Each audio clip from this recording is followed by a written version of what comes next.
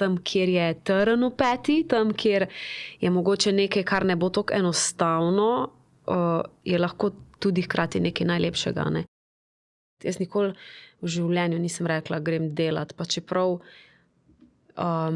dejansko pretiravam z delom, če tako rečem. Mi smo celo vesolje, ampak premalo se tega zavedamo.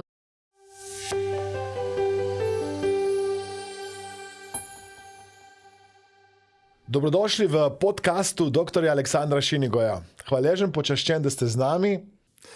Danes je z nami pevka, učiteljica, podjetnica in tudi neverjetno duhovna oseba. To je ženska, ki zna slišati melodijo življenja. Alja, dobrodošla v naši družbi. Hvala. Kakšna napoved, živijo. Kdaj si začutila ta klic, da bi rada postala pevka? Pa jaz mislim, da se vse dosti hitro začelo pri meni odvijati, ker sem, že kot otrok sem kazala res močno željo po tem. Saj bi rekel, človek, veliko otrok kaže željo po nekem pevskem izražanju, ampak se pri meni potem to držalo skozi vsa leta. No. Sicer sem hodila tudi v glasbeno šolo, pevsko šolo, k drami sem hodila, oziroma dramski krožek. In je ostalo pri petju, sicer sem bila tudi vmes kot otrok še plesalka. Pri 5 letih sem posnela svojo prvo televizijsko reklamo za celo Jugoslavijo. In seveda bila važna potem malo. Ne, zelo se mi je dopadlo. Zdi se mi, da me je to kar malo spodbudilo potem, no, da je to prava pot zame. Je pa bila ena učiteljica v tvojem življenju, ki ti je rekla, da nikoli ne boš pevka. Kako si se ti takrat počutila? Ja, to je bilo obdobje najstništva, ko sem se vpisala v solo petje v glasbeni šoli. In ne vem, takrat verjetno tudi niso bili učitelji toliko tehnično napredni, kot so recimo zdaj. Ne? Seveda zdaj imamo več tehnik različnih in drugačen pogled na petje. Takrat mi je rekla, da pojem preveč sapasto in da ne bom pevka. Ampak, če bi ona vedela, da mi je takrat pravzaprav naredila uslugo, ne, bi bilo zanimivo. Ne. Skratka, to je stvar, ki je mene kot pevko zelo spodbudila, ker sem bila, ne, meni nihče ne bo govoril, kaj jaz bom in kaj ne, jaz bom pevka. In seveda sem potem delala na tem in so se stvari čisto obrnile. Na nek način si to negativno motivacijo, to negativno spodbudo, ki si jo dobila, spremenila v pozitivno. In si minus spremenila v plus. Ja, v bistvu, to sem tudi rada povem, to situacijo, ravno zaradi tega, ker se mi zdi, da seveda smo si ljudje različni, ne? Eni so trmasti tako kot tudi jaz sama in hitro obrnejo to v svoj prid, ne? Eni pa mogoče počepnajo in nikoli nič ne naredijo iz tega, ne? V čemer bi pa lahko bili uspešni. Se mi zdi to škoda. Ne? Zato se mi zdi, da meni osebno je življenje večkrat pokazalo, da tam, kjer je trn v peti, tam, kjer je mogoče nekaj, kar ne bo tako enostavno, je lahko tudi hkrati nekaj najlepšega. Ne?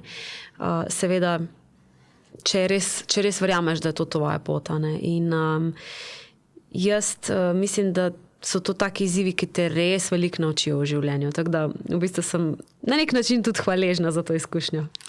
Ena pomembna lekcija, ki jo lahko tukaj vam poberemo, je, če vam nekdo nekaj reče, da se ne da, ali pa da vi nekaj ne zmorete, ali pa da vi za nekaj niste sposobni, da v resnici tej osebi ne verjamete in da predvsem poslušate sebe in iščete načine, kako boste to uresničili. Jaz mislim, da je treba res delati na tem, da se znamo slišati, da znamo res čutiti tisto samo sebe, tistega samega sebe in da res izviramo iz ljubezni, ne? Ker če izviraš iz strahu, spet ne moreš priti do nekega spoznanja in ugotoviti, kaj si želiš. Ne? Se pravi, se sprostiti, delati na sebi in res se poslušati. No. Sicer, ko si otrok, to ne znaš, ne? Najbolj greš bolj instinktivno v situacijo, ampak verjetno si takrat še bolj pure, ne? Še bolj si čist in enostavno bolj čutiš, a ne, te stvari in zato jih narediš tudi prav, a ne. Če pa narediš napako, kdaj pa tudi narobe. Še vedno še zdaj rečem, it's just life, samo življenje je, daj deli napake. Ker jaz sem strašno vedno bila obremenjena, joj ne, Alja, ne smeš narediti napake, vse mora biti perfekt, ne. A v bistvu, a ne. Ena pomembna lekcija, ki se jo lahko tukaj ven naučimo, je ta, da so napake del življenja. Da je čisto v redu, če kdaj naredimo kakšno napako. Ja. Letos, ko praznuješ 25. obletnico delovanja in pripravljaš za to en prav poseben koncert, si kdaj razmišljala, da bi to učiteljico povabila, jo dala morda kot VIP gostjo v prvo vrsto in se ji zahvalila? Hvala, ker ste me takrat motivirala, da sem danes to, kar sem. A veš, da sem jo srečala? Pred parimi leti sem delala koncert v dvorani v mojem kraju in sem imela tudi ene goste, ne bom nič konkretno, in je bila tam, ja, in sva se srečali. Saj niti ne vem, če ona ve, kaj je takrat rekla. Se veš, včasih določene stvari ljudje izrečemo mimo grede, čeprav bi mogli paziti, ne, kaj govorimo. Recimo jaz zdaj, ko imam glasbeno šolo, jaz sem zelo etičen človek, kar se tiče dela, pa ne zdaj, da je bila naučena, ampak tukaj imam en tak občutek neke morale ali pa ne vem, odgovornosti do mlajše generacije, da niti v sanjah ne bi pomisla, tudi če bi nekdo bil totalno netalentiran, da bi mu kaj takega rekla. Ne? Ampak glej, mogoče pa to spet ena od stvari, ko me je izboljšala ravno zaradi situacije. Skratka, jaz s to učiteljico smo se srečali, ampak se pravi, ne vem, če ona sploh ve, kaj je takrat rekla, ne? Naredila dobrega na nek način. Ne? Veš, da imam jaz tudi podobno izkušnjo. V okviru študija na fakulteti sem se odločil, da bi se rad pridružil pevskemu zboru Vinka Vodopivca in pridem jaz na audicijo in zborovodkinja me malo posluša in mi reče, raje ne hodim, ker če bom hodil, bom preveč brundal. In od takrat naprej pojem predvsem, ko sem sam v avtu pod tušem oziroma ko me nihče ne sliši. Vendar kljub vsemu sem od takrat naprej posnel na stotine hipnotičnih posnetkov. Na začetku so bile to prav zgoščenke, zdaj ljudje raje prenesejo dol MP3 posnetek in pomagal na tisočim in tisočim in tisočim ljudem z mojim glasom in to bom počel do konca življenja. No, ampak verjetno je to vodilo z namenom do tega, da si zdaj tukaj, ko si in delaš to, kar rad delaš, s tem pomagaš ljudem in še vedno si pa lahko pevec, lej. Boš prišel pa k meni v šolo? Imam še čas. Če se vrneva nazaj k glasbi, imaš v svoji novi hiši psa, ki si jo poimenovala po znanem pevcu in po znani skupini. Kje si dobila navdih, da se en pes imenuje Bono, drugi pa Abba? Ko sem iskala ime za psičko, prvo, sem ravno bila v procesu, ko sem z glasbeno šolo pripravljala en velik projekt, velik koncert, ki smo ga izvedli v Celjskem domu in je bil na temo Abbe Mije. Mame Mije, pardon. Poimenovali smo pa Abba Mija Forever. In tako je tudi moje psički ime. Ker v bistvu ta projekt smo sestavljali, pripravljala sem ga po mojem skoraj celo leto, ker je šlo za plesno-pevski koncert, z gosti. Velika produkcija, pomembna, zato ker svojim učencem želim dati vedno le najboljše. No, in smo bili toliko časa vpeti v ta projekt, da ko sem dobila psičko, sem rekla, to bo pa tak lep spomin na ta prekrasen projekt in konec koncev Abbo od nekdaj obožujem in se mi je zdelo to ime res nekaj posebnega. No, potem, ko je prišel pa čas, da sem se še za enega kužka odločila, ker se mi je zdelo prav, da ima tudi ona družbo, Ona dva sta posod z mano, tudi v glasbeni šoli in zelo sta družabna, ampak je lepše od dvoje, In jaz od nekdaj obožujem skupino U2. Pač res od najstniških letih poslušam in Bono mi je car. In ko sem iskala ime za ta malega, sem mu dala ime Bono. V rodovniku ima pa Dancing King, tako da sta zabo usklajena. Odlično, Ja. odlično.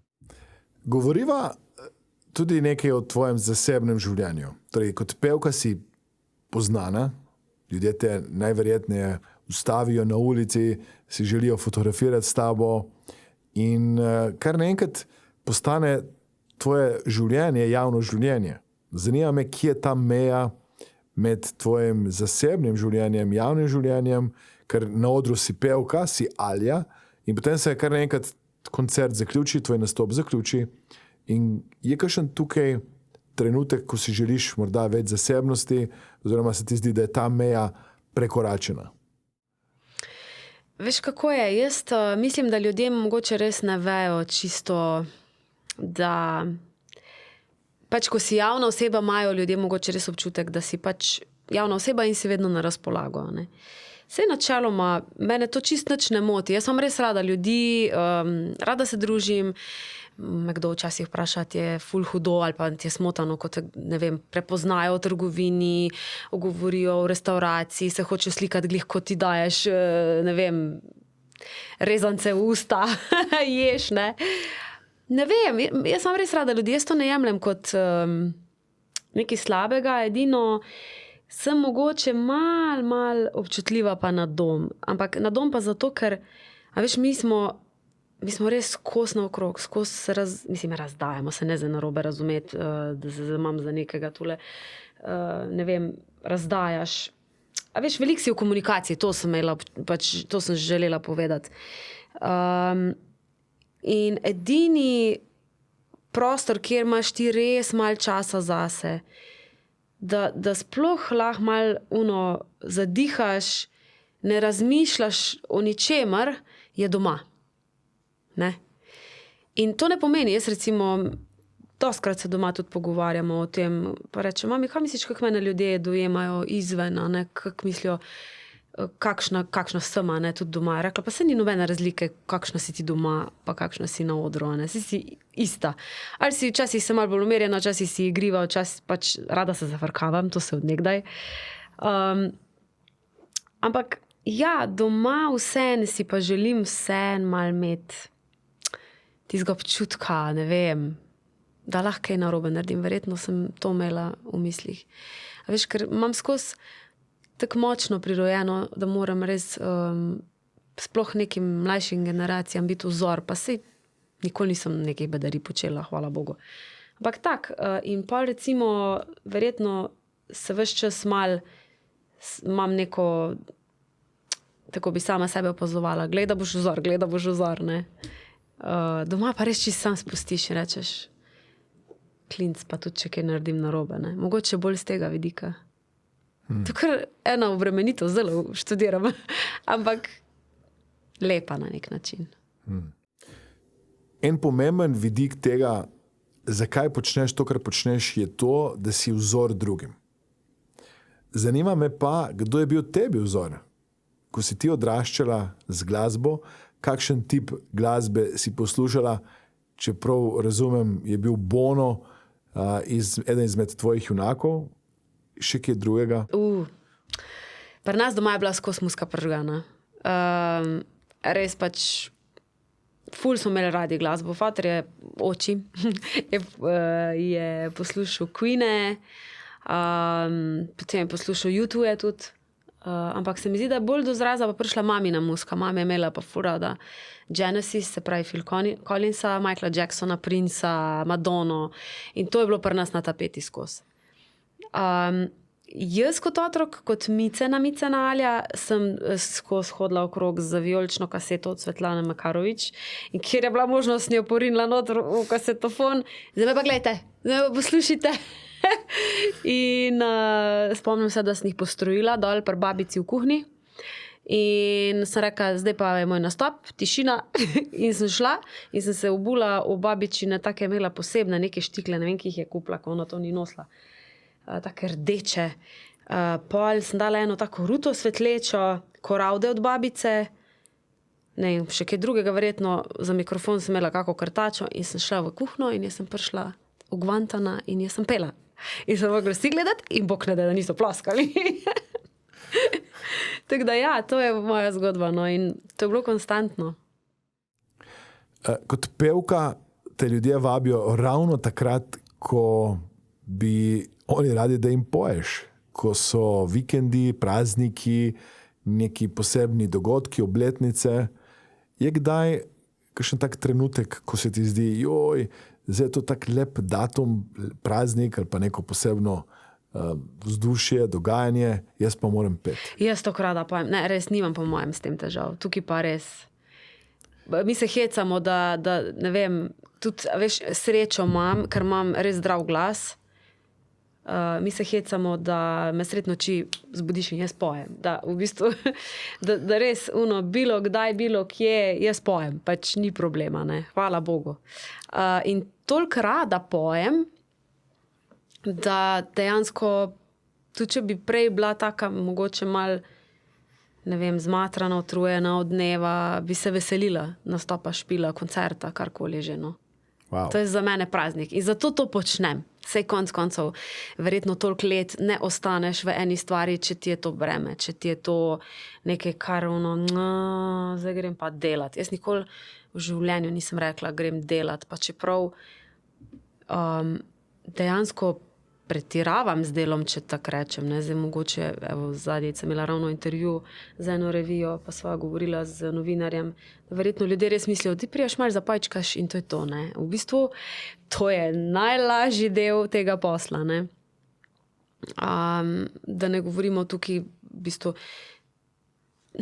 če gledaš, to je firma, ne?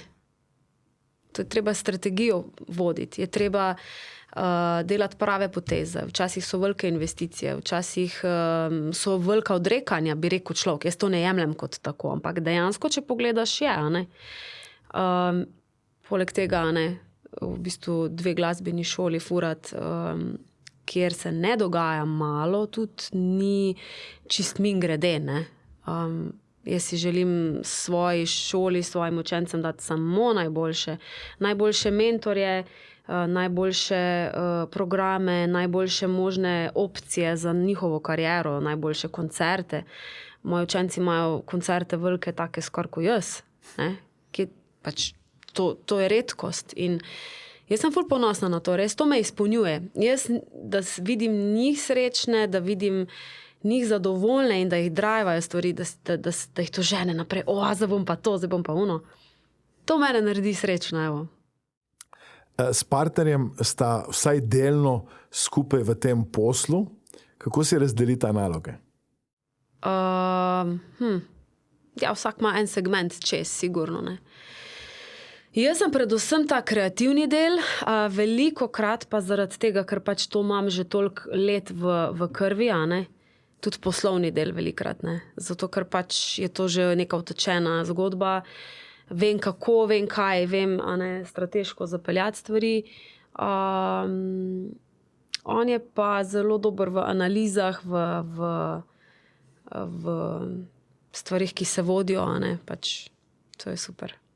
Odlična kombinacija. Je bil za ponucati. Odlično. Ko že govoriva o poslu, me zanima, kako so ti prihodki razdeljeni pri glasbenikih. Torej, en delež so nastopi, potem so verjetno predvajanja na YouTubeu, radiju. Je možno, da glasbenik živi brez tega, da nastopa? Nekateri lahko, ja. Tisti, ki pač imajo res dobro število hitov in res dobro rotacijo, sigurno lahko, čistko mod brez. Ampak nam koncerti, nastopi le predstavljajo velik del dohodka, ne? Ker če si koncertni izvajalec, če si izvajalec, ki si ves čas na terenu, seveda, a ne? Normalno, da ti to prinaša velik del. Se tudi pozna, kdaj, ko imaš kakšen koncert, večji nastop, da ljudje, ki poslušajo takrat tebe, tvoj nastop, te potem poiščejo, spremljajo na različnih omrežjih. Vidiš to povezavo med nastopi in kasneje poslušanjem tvoje glasbe oziroma spremljanjem tebe? Seveda, sej večje stvari, ko delaš, več ljudi vidi, kaj delaš, a ne? In več ljudi zanima, kaj delaš. Tako da ja, mislim, sigurno je velik plus pri naši branži, pa jaz mislim, če že gledamo široko gledno pri vseh vrstah posla, je to, da si marketinško prepoznaven. Ne? Zdaj pa kako poskrbiš za to, je čisto odvisno od posameznika. Ne? Ali skozi gostovanja, skozi koncerte, skozi medije, Jaz sem pač želela ves čas, vsa ta leta ohranjati to, da sem jaz glasbenica. Vedno sem se zgledala samo skozi to.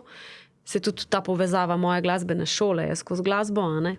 Konec koncev. In v bistvu mi je pomembno to, no, da res me ljudje vidijo kot pevko. No. In tako sem se tudi vsa leta predstavljala v medijih.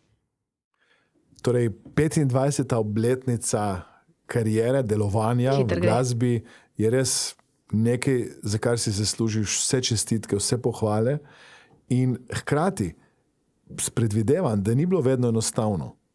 Kaj je tista lastnost, ali pa lastnosti, ki jih imaš v sebi, ki so te pomagale, da si šla skozi številne vzpone, vendar tudi padce? Ja, se tega je. Veš, ljudje vidijo samo tisto, kar je, hvala Bogu, hvala Bogu, vse sam tisto, kar je fajn in verjetno vidijo, koliko je enostavno zgledalo vse skupaj, ne? V bistvu so pa velikokrat v karieri zadaj velike odgovornosti. Ne govorim samo mentalne odgovornosti, tudi finančne odgovornosti. A ne? Večji, ko so projekti, večja kot je zgodba, večji so stroški. A ne? In ne vem, jaz mogoče sem res imela to srečo vedno, da sem vedno gledala z kreativnega vidika in tako verjela v zgodbo, da so se stvari pa samo zgodile. Ker se tudi naj bi to potekalo tako, a ne? Sej ljudje, ki so naredili kdaj kaj uspešnega, ko jih vprašaš, kako so naredili, včasih sploh ne vejo, kako je prišlo do tega. Pač sam želja je bila tako močna, da so se stvari samo speljale, a ne? Se tako to gre. In veš, je pa tudi en catch, ko pa ti to veš, pa včasih mogoče nisi točno v tem mindsetu, v tem prepričanju, ker se okrog nas pač dogaja življenje, a ne? In je ogromno distrakcij vmes, motilcev, ki prihajajo na pot in ne moreš vedno fokus držati samo na eni stvari, a ne? In to je tisto, če bi me vprašal, česa se bojim, je samo to, da včasih ne bi imela preveč motilcev za tisti moj cilj. Ne? Drugače pa, do zdaj moram reči, da sem kar znala obdržati fokus na stvarih, ki so mi bile pomembne, so mi bile fajne, sem verjela v njih. Predvsem pa se zdaj malo opazujem ponavadi in ko vidim, da me neki fajn spodbudi, ne vem, da me neki driva, da me neki da rečem, to je bilo pa ful dobro, točno vem, ok, to je to. Ne? Se mi zdi, da bi se mogli bolj poslušati, ker seveda, tako kot sem rekla, potem vse ostalo pride. Čudežno, ampak pride tudi, ne veš, iz koti, tudi kje. Ta podcast sponzorira Mastermind Akademija. Ko se prijavite na delavnice Mastermind Akademije, boste spoznali čudovita orodja za programiranje vašega notranjega sveta in orodja za to, da lahko vplivate na sebe ali pa pomagate drugim. Morda načniva še to temo duhovnosti. Vem, da si velika oboževalka Joe Dispenze, da si bila že 2krat pri njemu. 2krat, ja. In zanima me, kako to uporabljaš ali pa integriraš v okviru glasbene šole, tvojih nastopov, koncertov in nasplošno v svojem življenju. Veš, nekaj najlepšega je, da tisto, kar se sam naučiš, lahko predajaš naprej, ker s tem ti sebe spodbujaš vsakodnevno, da si na pravi cesti, avtocesti. Da si na pravi poti, da vsakodnevno mantraš eno to isto. Sej, konec koncev moraš mantrati eno to isto, Če gledaš, tudi hipnoza se ponavlja se, sem poslušala zdaj ta Silva tehnika, hipnoze.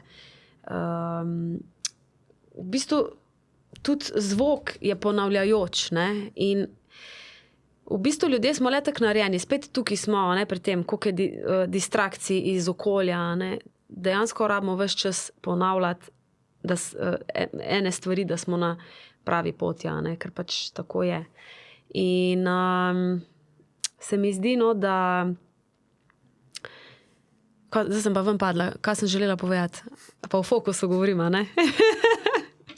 Čakaj, bom kozarček, požirek vode. Skratka, zdi se mi, da je pomembno, da v življenju delaš na sebi. Da ugotoviš prvo, kdo si, kaj si in pa kaj si želiš, in se potem usmeriš v to, da daš temu fokus. Pravijo, da tudi da fokus, da je fajn, da daš samo na eno stvar, kar je najtežje, če te veliko stvari zanima. Da samo tako si lahko res uspešen, ker se ves čas poglabljaš v tisto stvar in jo ponavljaš. Torej, tvoj fokus je kje? Glasba, definitivno glasba. To, kar se učiš od Joe Dispenze oziroma od ostalih učiteljev, prenašaš naprej tudi na svoje učence? Definitivno. To sem želela povedati, da najlepše je, če lahko nekaj, kar se sam naučiš, predaš naprej. Ker to mantraš cele dneve. In meni se zdi krasno, prav vesela sem, da ti učenci hodijo k nam, ker se veliko pogovarjamo o teh stvarih. In se mi zdi tudi neverjetno, kako so v bistvu, tukaj govorimo od, 6 do 60 let, razpona, ampak je neverjetno, kako so dojemljivi tudi že mlajši, seveda se oni so odprta knjiga konc koncev, kako so dojemljivi za takšno razmišljanje. Mi se ne pogovarjamo samo o tem, kakšno tehniko uporabljati, kako nastopati, ampak se pogovarjamo tudi o tem, kako je pomembno, kako si zastaviti cilje v življenju, kako se obnašati. Tudi jaz dam velik poudarek na to, da jih učim predvsem psihologije tega posla, da ne ostanejo, predvsem ne ostanejo isti ljudje, da jih ne odpihne. Jaz mislim, da ene šole pravzaprav pri nas za show biznis sploh ni. In dejansko, kar nudimo mi v moji glasbeni šoli Pop Music Center, moram reči, da je najbliže temu, da jih učimo nekega obnašanja v show biznisu. Ker slejko prej, mislim, zelo hitro lahko padeš, če seveda nimaš neke podpore mentalne, ker lahko gre hitro gor, lahko gre pa tudi hitro dol. To, kar delaš v glasbeni šoli, delaš samo v živo ali tudi preko Zooma oziroma nadaljavo? Ne, samo v živo. Zaenkrat imamo vse v živo. Razmišljamo celo zdaj v raznih delavnicah, tudi širše, se pravi delavnica nastopanja, z raznimi mojimi kolegicami, ki pač te stvari tudi nudijo, in so seveda profesionalke. Veliko tudi zaznavamo, recimo, da otroci več ne znajo komunicirati, govorimo tukaj o telefonih, tablicah, sedijo za mizo, pa je vsak na svojem telefonu, namesto da bi se pogovarjali med sabo in si raj pošiljajo sporočila med sabo. In to je ena od tem, ki se meni zdi zelo pomembna. Jaz nimam svojih otrok, ampak jih imam pa naših 100. In vidim, kaj je problem, in bi rada te stvari mogoče malo zavestila. Zakaj pa ne? Ker mislim, da se vseeno da mlajši generaciji na lep način prikazati, zakaj to ni v redu in pa kako to rešiti. Torej, če prav razumem, v tem trenutku še nimaš svojih otrok. Če ja. In zanima me, si jih želiš in nekoč, ko jih boš imela in boš dala to tehnologijo, ta orodja, ki jih danes dobivajo otroci od možnih telefonov, tablic in tako naprej? Joj, dobro vprašanje. A veš, da ne vem. To je tako težko vprašanje. Lej, tehnologija je del nas. Ne moramo več temu pobegnati. A ne? Tehnologija v bistvu nam lajša določene stvari, zaradi tega smo lahko čisto na drugem koncu sveta, pa smo prisotni na sestankih spet na čisto drugem koncu. Lahko se dela od doma. Važno je samo, da prave informacije ven izberemo. No? To sem želela reči. In to je zdaj problem, ker te tako hitro zasvojijo tudi te junk informacije, ki so negativne in brezvezne in spodbujajo vse tisto, kar ni realno v svetu. Verjetno bi iskala sigurno način, kako to omejiti, pa do katerega leta sploh to ne prikazati otroku, ker mislim, da je fajn, da otrok čim dlje. Mi je všeč, imam celo neki učenk, ki so jim starši za telefone dali, po domače rekla, stare cigle, ne. Samo pokliče lahko domov. Eto, in se rekla, ta otrok bo imel life. Zdaj, ko govoriva o tvoji karieri, si nekoč deljala, da če ne bi bila pevka, bi bila ali psihologinja ali veterinarka. Drži kaj od tega? Veterinarka, to že pa v osnovni šoli, to je pa dolga. Ampak ja, zaradi ljubezni do živali, ampak ne verjamem, da bi se to bi se pri operaciji zaključilo, po mojem. Drugače pa, čakaj, kaj si rekel, veterinarka ali pa? Psihologinja. Psihologija me je pa od nekdaj ful zanimala. Jaz mislim, da je naš precej več zmožen, kolikor mi mislimo, da je. To sem ugotovila na meditacijah pri dr. Joe Dispenzi in smo res brezmejna bitja. No. Premalo se tega zavedamo. In včasih prav razmišljam, če bi se človek izoliral, pa sam delal na sebi. Bi bilo res noro, ampak še vedno pa živimo na tej zemljici. Smo socialna bitja in je prav, da to izkoristimo in se iz tega kaj naučimo. No? Kar nekaj hitov imaš in zanima me, kako veš vnaprej, kdaj bo določena pesem hit? Ponavadi začutim tu, pri sebi, ne vem. Imela sem že vmes celo pomisleka, a jaz še sploh začutim, kdaj bo hit, pa kdaj ne, ker je bil hit, pa sem bila čist proti. Ne? Tudi se je zgodilo, recimo, da pesmi nisem želela vzeti, pa so me pol prepričali, pa pesem postala hit. Tako da je pol že kar bil en tak rek med nami glasbeniki, če Alja pesem zavrne, veš, da je hit. Ampak zdaj se mi zdi neko, da se je spremenilo. Recimo to zadnjo pesem, ki sem jo izdala, zdaj slaba 2 meseca, z naslovom Tvoja. Ko sem slišala melodijo, sem dobila solzne oči. Ko je Urša Vlašič naredila tekst, sem spet dobila solzne oči. Ko smo pa vse skupaj posneli in video naredili, sem pa jokala kot dež. In sreka, nekaj mora biti na tem. Pač mene je to, toliko se me je dotaknilo, ker je res bila osebno izpovedna pesem. Govori o zaupanju, o dolgoletni lepi zvezi, o kompromisih, o izzivih, ki jih nosi življenje, ampak da v bistvu te ne sme to plašiti, da če partner res pravi, če je veza res prava, je to nekaj lepega, da se nekaj skupaj naučila, hkrati pa skupaj tudi rasteta in najlepše, kar je pri partnerstvu, je, da ostane neko res globoko spoštovanje in ljubezen. In še vedno verjamem, da ni tako, kot pravijo, da zaljubljenost po parih letih mine. Jaz ne verjamem v to. Je to tvoja najljubša pesem? Ta trenutek definitivno.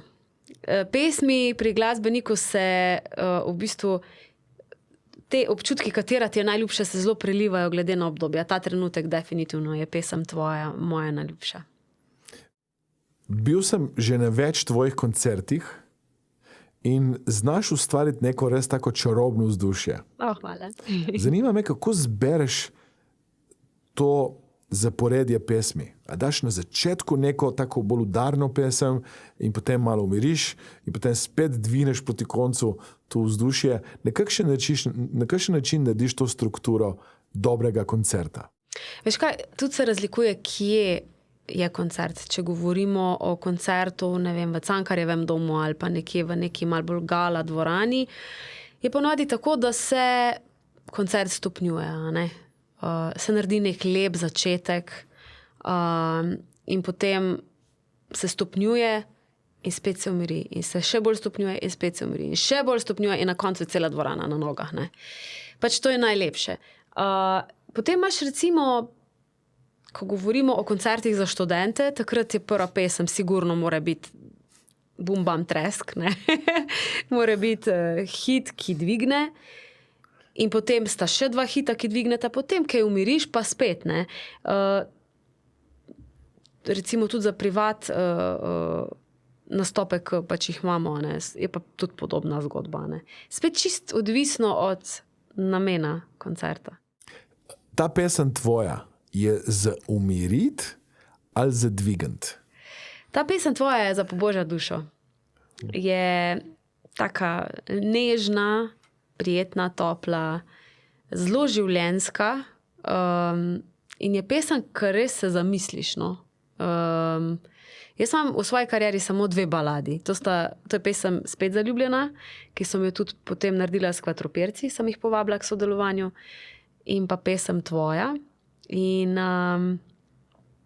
ta pesem res vzbudi vse lepe občutke in spomine in predvsem občutke hvaležnosti, no. In to sem si želela.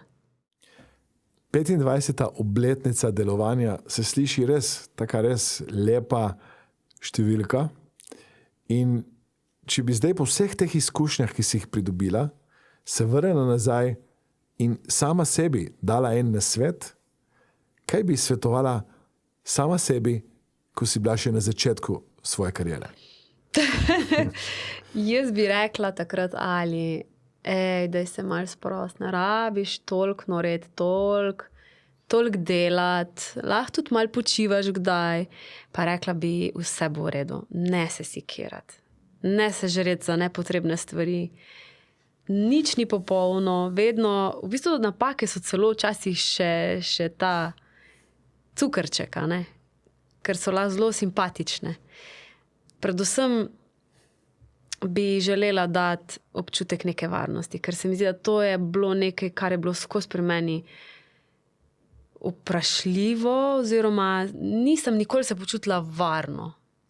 Se mi zdi, da moram res ful delati. In zdaj se mi pa zdi, da sem prišla do tega zaključka, da se počutim, no, zdaj verjetno tudi po vseh letih ustvarjanja se počutim mogoče malo bolj sama pri sebi, stabilno, varno, no, tak.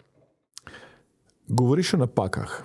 Si kdaj naredila kakšno tako napako, da si, na primer, pozabila besedilo na odru ali pa kakšno podobno napako? In me zanima, so se te takrat te napake, ki si jih naredila, morda dotaknile? Ja, seveda so se me. Jaz sem začela res ful mlada. Jaz sem prej sva štela, ne, pri 17 sem začela resno kariero. To bi moj prvi festival. Pesem je napisal takrat Oto Pestner in zasedla sem 2. mesto na Fensu. Moj čist prvi festival. In a veš, napake, skozi to govorim, ne, narobe pesem izbrati. Dati nekaj ven, kar se bojo ljudje spraševali, pa kaj pa je z njo. Veš? In si dala kaj tazga ven? Ja, veš, da sem. Veš, da sem. Ali pa recimo, včasih sem bila tudi glede stylingov ful bolj drzna, zato ker sem bila po eni strani meni je vseeno, jaz hočem to poskusiti, jaz sem mlada, jaz moram dati to ven, jaz to čutim, jaz sem bila zelo taka igriva, pa hkrati trmasta, ne. Ampak ni mi bilo pa vseeno, če sem naredila napako, pa so s prstom kazali name, a ne, pač, ja, kaj pa je to naredila, ne. Valjda ti ni pri 20, 21 do 30 leta, ti sploh ni vseeno. Pa se malo že znaš nositi sam s sabo, pa tudi zbirati stvari, pa to, ne. Prej pa, a veš, ko toliko mlad začneš, tudi na začetku nisem glih imela menedžerja, ki bi mi znal nekako utreti pravo pot. Sem rabila nekaj let, da sem prišla do svojega prvega menedžerja. In pa seveda glasba, moja glasba, skozi leta se je spreminjala. Če ti začneš pri 17, ne, je normalno, da zdaj po tolikih letih kariere ne bom delala več iste glasbe, ne, da se bo nekaj spremenilo. In spremenila so se besedila, spremenila se je glasba, spremenila se je dojemanje glasbe. In jaz mislim, da to vse čisto popolnoma normalno. Ampak še vedno ostaje pa ta žar tu notno, tista igrivost, tako da to je fajno. Daj, povej mi, kaj narediš takrat? Se ti še vedno zgodi, da morda kdaj pozabiš na kakšno besedilo ali pa kakšno drugačno napako narediš? Ali kdaj... Pa dobro, to mi je smešno. To ti je smešno, to ti Ja, nečkaj. ne. Kaj je potem zate ena taka napakica? Vem, da sem zdaj nazadnje, ko smo bili s Kvatroperci v Cankarjevem domu, sem obrnala besedilo in to pri baladi, ko ni tako enostavno, pa veš, ko ljudje smo le, ne, ti, ko si neki naučen, je to programsko laufa, ne. In ko ti spremeniš eno besedo, ti cel program malo zmeša, ne. Ampak lej, vitek smo utečeni, ni to nobena taka reč več, ampak se pa zgodijo stvari normalno. To so take sladke napakice. Bolj gre za to strateško prav narediti nekaj ali ne. A ne? To. Zanima me, če te mnenja drugih, to so lahko novinarji ali pa morda nek oboževalec, oboževalka, ki jih oni izražajo preko različnih medijev, kdaj dotaknejo oziroma prizadanejo. Veš kaj, vedno manj, zaradi tega, ker ko ti enkrat veš, kdo si in kaj si, kako delaš, kako te nekdo lahko premakne, če si ti ful samozavesten v tem, kar počneš, če ti veš, kaj delaš. Če ti veš, kako si neko stvar naredil, če si preanaliziral vse možne kote, kako te nekaj, kar ni resnično prizadane, ne morete, ne. Če pa vem, da sem naredila kako napako, in je to mogoče tema pogovora, sem pa zdaj vsaj rad postala bolj nežna do sebe, pa rečem, ok, Alja, lej, pač se je zgodilo, ne. Medtem, ko včasih bi se na prav faktorje dala, ne, ker sem bila zakaj si mogla to, ne. Aha, je to recimo styling, kar si ti nekoč rekli morda tvoji učitelji. In veš, kaj me zanima, kdo danes izbira tvoj styling? Mislim, imam kar nekaj ljudi, s katerimi sodelujem, drugače veliko tudi sama. Predvsem se pa ravnam po tem, da se res dobro počutim v tistem, kar sem, no. Še vedno imam rada ekstravagantna, ampak glamurozna oblačila. Ne bi imela nekaj kar tako malo na frjuks, tako včasih, ko sem bila najstnica, pa sem si kar prvošla neko zadevo. Ampak v tistih letih mi je bilo to všeč, pa mi je pasalo, ne. Sem znala to nositi. Tako da ja, no, zdaj moram reči, da celostno lahko rečem, da sem zelo zadovoljna, no. Ena stvar, za katero vem o tebi, je ta, da nenehno vlagaš vase, da se skozi izobražuješ, bereš. Prijavila si se tudi k nam na delavnico hipnoze. Kaj te žene, da si nenehno prizadevaš, da bi bila še boljša in da tako osebnostno in poslovno nenehno rasteš? Zato, ker me to osrečuje. Jaz sem rada srečna. Pač to je moj jezik. Tudi če zveni pocukrano, ampak poskuste. Meni je všeč, da se počutim fajn v svoji koži in rada sem srečna. In jaz, če bi lahko podpisala, evo, da se vsak dan zbudim popolnoma srečna, the best. To govorim zato, zdaj bo marsikdo rekel, pa to bi jaz odkazal nekaj klobasaš. A veš, da ne? A veš, koliko je podzavest triki, ne? Marsikdo ima občutek v sebi, da si nekaj ne zasluži in mu lahko daš ti vsa urodja, vse možnosti. Ne. On mora trpeti, ne. No, jaz sem pa šla čez to. Ni mi bilo glih z rožicami poslano, a ne, pri vseh stvarih. Jaz sem se kar nadelala, da sem prišla do sem, ampak zdaj jemljem to kot, ok, super, sem se naučila, ajde, gremo dalje, neč ne bomo nazaj gledali, pustimo to, dajmo gledati raj naprej, dajmo gledati zdaj, pa gledajmo raj naprej, ne. In ne vem, to so ene take lepe izkušnje in sem pa ugotovila, no, da si pa v življenju želim biti srečna in zato delam na sebi, zato se izobražujem v vse možne smeri, zanima me kvantna fizika, zanima me filozofija, zanimajo me možgani, zanima me človek, sam kot tak, zanima me življenje, dojemanje stvari, ker tako kot sem prej rekla, je res neverjeten. Jaz mislim, da ga niti pol ne uporabljamo, kakor bi ga lahko, ne. In to govorim zato, ker sem bila na vseh teh delavnicah in tudi znanstveni dokazi so tukaj zadnji, a ne. Kar te prepriča, seveda, se ne bi teh stvari govorila kar tako tja v 3 dni. Sicer pa tudi sam veš, a ne, je neskončen in je vse. Mi smo celo vesolje, ampak premalo se tega zavedamo. Oziroma, živeli smo, pa še vedno živimo pod nekim sistemom, ki nas vodi, a ne. Jaz pa vseeno verjamem, da si mora vsak svoj sistem narediti. Kaj pa svetuješ ljudem, ki nimajo tega sistema? Prej si rekla, da ljudem lahko pokažeš vse te formule ali pa jim daš neko znanje, vendar ima nek občutek, da se tega ne zaslužijo. Je kakšen nasvet, ki ga daš potem ljudem, ko vidiš, da so tam, ko si bila ti prej mogoče? Prvo, kar je, jaz mislim, da v osnovi se moraš umiriti. Jaz bi predlagala kako meditacijo, zato da sploh ugotoviš, tako kot sem že na začetku povedala, kdo si, kaj si želiš. Če veš, da ti je breme neka družinska karma, če veš, da ti je breme, pa se večinoma je to, ne. Večinoma. Zato, ker, veš, vedno iz gnezda izhajajo problemi, a ne. Zato, ker, če mene vprašaš, kaj je karma, to so vzorci, ki jih nosiš od družine ven. To so lahko čisto preprosti vzorci, ki te vodijo do neke notranje agresije, a ne, lahko se stopnjujejo. In zato se mi zdi, da je prav, da sploh verjameš, da ti ni treba tega bremena nositi, ne. Zdaj bo spet mogoče kdo rekel, pa kaj tam misli, da je to tako enostavno, jaz imam doma to, imam ono, imam tretje. Kako bi rekli, been there, done that, ne.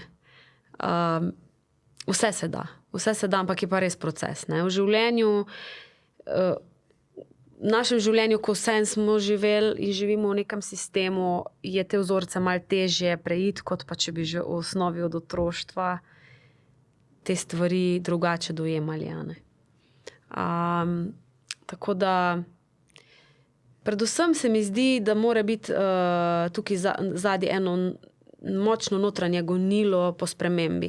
Pravijo, da v bistvu ti spremembe ne narediš, dokler se ti res nekaj močno ne zruši in velikrat je res tako, ne, ker samo takrat pač enostavno ne moreš več naprej tako, kot si šel. In takrat je čas, da začneš na sebi delati, ne. Če ne prej, vsaj takrat. Se je to tebi zgodilo? Ja, ker enostavno, ko ni stvari, ki bi te več, ni stvari, ki bi te dvignala, ni to najljubša hrana, najljubši prijatelji, niti nujno tisto, kar najraje počneš, ko si dejansko v slepi ulici, niti ti ni mogoče, do glasbe, do ustvarjanja, se počutiš prazno, najraje bi se zaprl nekam, ne. Takrat je čas, po mojih izkušnjah, da samo si in takrat je treba začeti lupiti čebulo, ne, da ugotoviš, kje je tisti trn. In takrat je čas za spremembo. Koliko časa je trajala ta sprememba pri tebi? Jaz bi rekla, da tam od 21. leta pa ne vem, do 35. bi rekla, da sem delala te res ključne spremembe. Ampak očitno sem res rabila, konec koncev bi rekel, to ni dosti velik, ne. Eni celo življenje delajo na tem. Se še imam sigurno za predelati, ampak Bi rekla, da se počutim zdaj fajn. Ne? Tudi fajn je, da dojameš neke stvari. Zato pa pravim, kako je zanimivo življenje, kako je zanimiv ko enkrat res greš to čebulo fajn lupiti, psihološko gledano, res lahko, res vidiš, kako močni smo, kako neverjetni smo in kaj zmoremo. Tako en računalnik, ko ga lahko reprogramiraš, lahko reprogramiraš svoj oziroma bom tako rekla, še bolj pomembno telo. Ker telo je tukaj problem, ker telo je avtopilot, ne. Ker telo bo delalo stvari tudi, če ne bo, samo informacijo bo dal, pa bo že vmes naredil kat, pa bo telo še kršlo po svoje, tako kura, ko režeš glavo, pa še leta, ne. In obstajajo orodja, no, od hipnoze, od meditacij, obstajajo variante, ampak moraš si pa želeti, je delo na sebi, no. Zdaj pa eno vprašanje, iz katerega sem napisal celo knjigo, in sicer zanima me, če bi imela samo še 6 mesecev življenja, kaj bi naredila? Kako bi preživela zadnjih 6 mesecev svojega življenja? Verjetno bi hotela čim več časa z družino preživeti. Pa naredila bi tak koncert, da bi se mi mešali. Tak koncert, da bi se še v grobu smejala. Od sreče. Znana si po temu, da se za svoje koncerte in za svojo publiko res zelo potrudiš in narediš nekaj drugačnega. Ne vem, če poznam veliko pevcev, ki so imeli tako kot ti koncert na letalu. A pripravljaš kaj zanimivega, drugačnega tudi ob tem koncertu oziroma ob tej 25. obletnici, ki jo boš praznovala? Ja, pripravlja se turneja tvoja skozi pravzaprav celo poletje, na jesen se bo še bolj zgostilo, delali bomo kulturne domove, dvorance, za piko na i pa delamo na jesen tudi en krasen koncert z gosti v Ljubljani, ki ga boš ti kasneje najavil, a ne? In to bo res za mojo dušo, za mojo srečo, no. Res si želim, da bo nekaj posebnega, oziroma že zdaj vem, da bo, ker sem si ga že zvizualizirala. Predvsem sem vesela, da so z mano gostje, s katerimi sodelujem že vsa ta leta in so moji prijatelji in si stojimo ob strani in se veliko videvamo tudi na terenu, na koncertih in verjamem, da bo energija neverjetna, to bo pokalo po šivih. Kakšnih detajlov verjetno še ne smemo slišati, ker so to presenečenja oziroma je to še skrivnost? Ja. Je kakšno vprašanje, ki bi ti bilo dobro, da bi ti ga postavil in ti ga morda danes nisem še postavil? Po mojem, sva kar bila izčrpna. Torej, preden zaključiva, pogleva še v prihodnost. Kako vidiš sebe v prihodnosti? Dokdaj si predstavljaš, da boš aktivna pevka oziroma boš še pela, dokdaj bi rada živela? A veš, da ne vem. To je nekaj, kar je v meni, to je nekaj, kar je del mene. Veš, to je tako bi rekel, ne vem, kaj bi ti dala primer. Kdaj boš ti predajal svoje znanje? Verjetno je to nekaj, ker si toliko navdušen, da si prišel do nekih spoznanj, ne, glede kako se da prelisičiti in narediti preobrat v življenju na boljše. Tako recimo jaz gledam v bistvu sebe skozi glasbo. Wow, vedno boljši smo, vedno boljšo glasbo delamo, koncerti so vedno boljši, sodelovanja imamo neverjetna, energija na odru je taka, da včasih ne vem, da bi se zjokala, kurjo kožo imam. In to je to, pač to je del tebe in ne vem, ne razmišljam sploh, koliko časa bo trajalo. Upam, da večno. Jaz sem si postavil cilj, da bom predaval do 107. leta. No in potem sem od enega mentorja slišal, da je dobro, da to malo podaljšam, torej da sem prišel na 112. Torej nekje med 107 in 112 bi rad bil še vedno povsem aktiven, predaval, dajal neko vrednost, neko energijo svoji publiki in seveda spreminjal življenje in ta svet na bolje. Jaz sem tako rekla, da bi dolgo rada živela, to si res želim. No. Tak, ker sem bi kar še kaj naredila. No. Tak, dober namen. Okay, bravo. Živiš zdravo, tako da misliš, da boš lahko z lahkoto do takrat vitalna in dolgo živela? Ja, jaz upam, no, če me ne bo ta stres. Joj, pri meni je samo stres problem, ker so urniki precej natrpani, pač vsakodnevno, ne, pa to multitaskanje, ne, se pravi, več stvari hkrati delam, to je mogoče tisto, kar bom mogla nekaj narediti, da bom še bolj zdrava, no, se sem, ampak tak. Ker vem, da to ni zdravo za ker ne moreš, mislim, te preklopi nenehni so kar intenzivni. No. 2 vprašanje še imam. Če bi nekomu, ki naj sedaj posluša, dala en nasvet iz srca, kaj bi rekla? Moj nasvet iz srca bi bil uživi v tem življenju, samo enega imaš tega in sprosti se v tem potovanju, raziskuj, bod pa dober človek. Odpri srce, ne ga zapirati zato, kot te kdo kdaj prizadel, ker s polovico srca se ne da živeti in ne moreš dajati potem toliko. Najlepše pa v življenju, če lahko vidiš nasmejane srečne ljudi okrog sebe, to te naredi srečnega. In ja, predvsem to, imej odprto srce. Bravo. Če bi tvoja življenjska filozofija lahko bila ena sama pesem, če bi strnila vse, kar živiš in kar bi rada predala drugim v eno samo melodijo, v eno samo pesem, katera pesem oziroma melodija bi to bila? Dobro jutro, življenje. Ja, to je pesem, ki čisto opisuje to mojo filozofijo. Ti si sam svoje sreče kovač. V bistvu naredi si magari eno mantro v življenju, ki ti, tudi ko ti ne gre, tudi ko ti je hudo, pomaga to spremeniti v obratno. In verjamem, da to, kar daješ od sebe, to vedno kot bumerang dobiš nazaj. In če daješ veselje, če daješ srečo, če daješ ples, če skozi življenje se igraš, potem bo tudi to prišlo do tebe. Če si pa resen, če si preračunljiv, če si bolj introvert, težje to hitro to absorbiraš, kar ti mogoče kdaj okolje ponuja. No, to sem hotela reči. Tako da jaz mislim, da je treba hoditi po svetu zravnano in se igrati. To je moja filozofija. Alja, hvala lepa za ta obisk. Hvala enako.